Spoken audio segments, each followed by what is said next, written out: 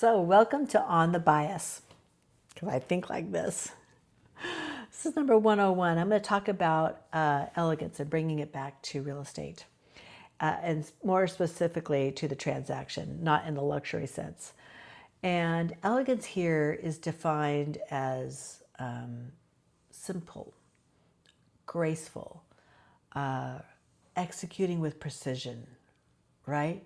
The root of elegance is elegere, and which means to choose, which lends, real well to real estate because deliberate choices is how we get to a real estate transaction, right? And how it actually closes. So it's a series of deliberate choices for the buyer and the seller and how those align, how they collaborate, and how they begin to flow and actually close. And I'm here to tell you that there is a place for elegance in the real estate world. And it's been missing. That's why you don't even know about it, maybe. It's been definitely absent, almost extinct since COVID. It happens very rarely. And really, if I was to be honest, I would say over the last 10, 15 years, it's just been diluted, And it's a shame. I've been in the industry almost 40 years.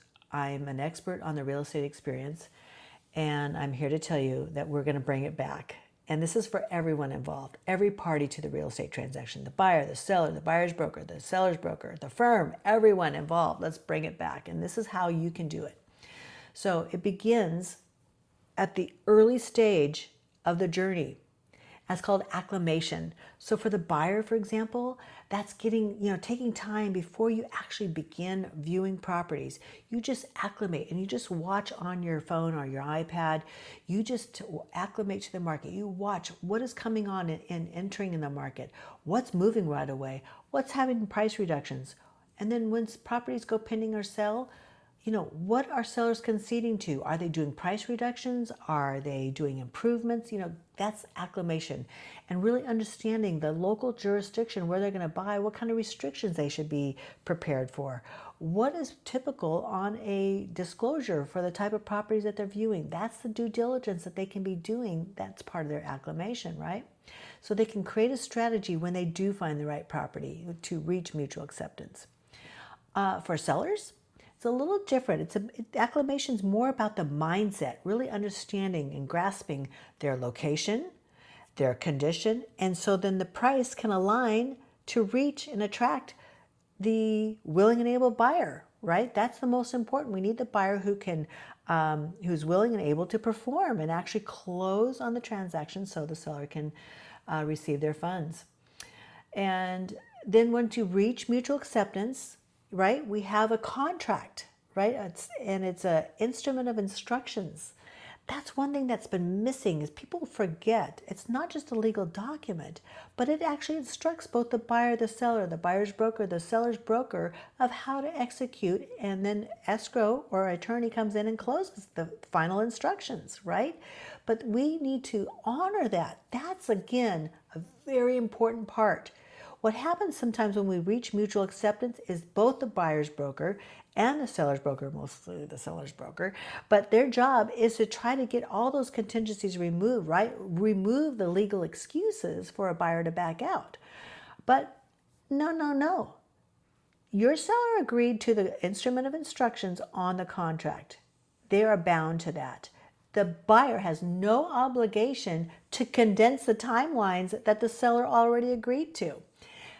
It happens. We hope for it. We all want those contingencies to be removed so we can just focus on the closing. That's not the point. The point is honoring the instrument of instruction, honoring the contract timelines, meeting the obligations that you agreed to. And the part of the elegance that I'm trying to bring back is if everyone already knows that going in before mutual acceptance, once you have mutual acceptance, then it's about just executing those instructions. That's how we reach a satisfying closing, right? We know what to expect. We have a plan A and a plan B if something goes wrong. We're prepared. We're not going to be surprised. We're not going to be emotional about it. Again, that's what the elegance is everyone has a plan. They're making deliberate choices to get to the next step. They know what they're going to do at that next step. That's the elegance. We want everyone to have that experience. I want everyone to have that experience. I had lots of those experiences over my almost 40 years. I want you to have it too. If you like this message, please like it. Give me the thumbs up. Follow me. I can use some more followers.